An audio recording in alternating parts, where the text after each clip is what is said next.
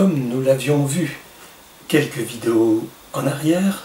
les députés communistes avaient toujours été 150 ou plus au sein de l'Assemblée nationale depuis la Libération, sauf aux élections législatives de 1951, où le système dit des apparentements, principalement destiné à leur nuire et accessoirement à nuire au RPF, le parti gaulliste, les avait réduits à 103. Les élections suivantes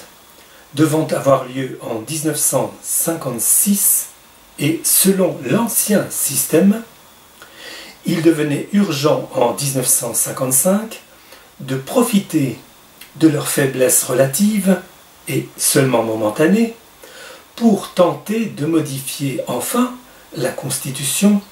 de 1946 dans le sens d'un renforcement majeur du pouvoir exécutif, puisqu'il s'agissait de poursuivre le déploiement de la guerre civile tendant à mater l'insurrection du peuple français d'origine algérienne.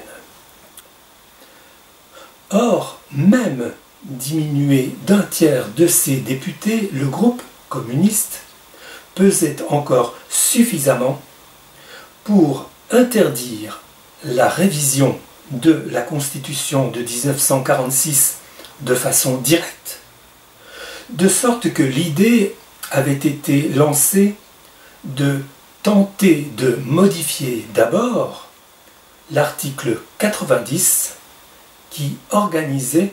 les conditions de révision dans un sens très restrictif. Emporté par le développement de la guerre en Algérie, la majorité de l'Assemblée nationale, outrepassant le plan initial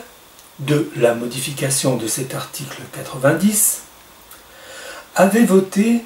le 24 mai 1955 une résolution relative à cette révision de la Constitution qui ajoutait à l'article 90 les articles 17, 49, 50 et 51. Transmise au Conseil de la République, cette résolution est apparue au rapporteur de celui-ci sur les questions constitutionnelles, Michel Debré, comme tellement ambitieuse qu'elle en devenait impossible à faire passer. Ne voulant pas, par ailleurs, apparaître comme moins audacieux que les députés, tout en soulignant la nécessité de ne d'abord modifier que l'article 90, il ajoutait qu'une fois cela fait, il serait possible et nécessaire d'aller bien plus loin que l'Assemblée nationale ne l'avait elle-même osé. Mais il ajoutait tout autre chose encore, et là c'est véritablement du Michel Debré. Pouvait-on croire que le pouvoir législatif,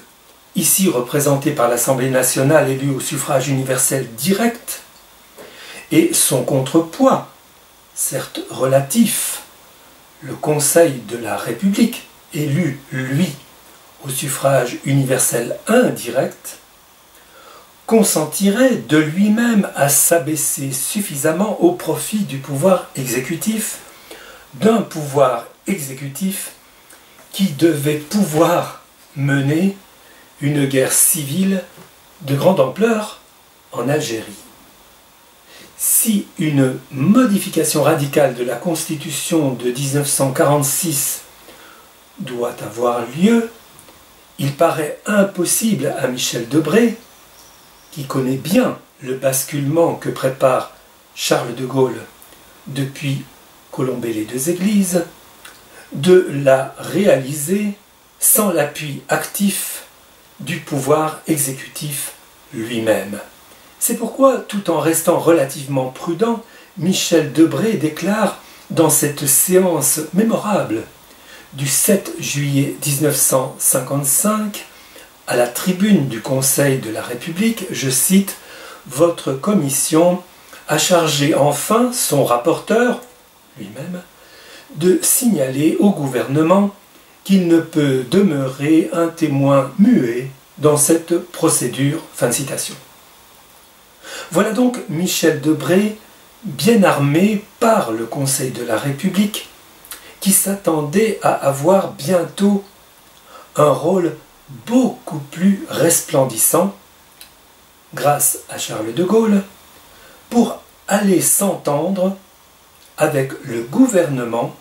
sur l'abaissement à imposer le moment venu à l'Assemblée nationale